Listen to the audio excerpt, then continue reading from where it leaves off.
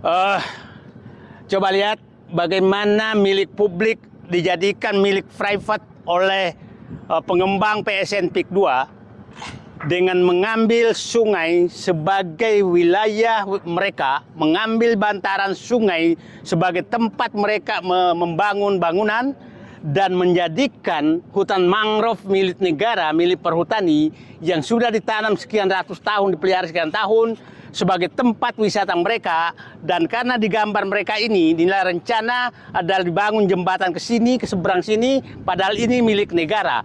Sementara dia tidak membangun apa-apa dan dia akan menikmati semua itu, keuntungan itu adalah untuk mereka. Dan inilah betul-betul negara. Saya lama di birokrasi, pada saat seperti ini maka negara harus mendapatkan kompensasi dan pembagian hasil jangka panjang dari pemanfaatan lingkungan.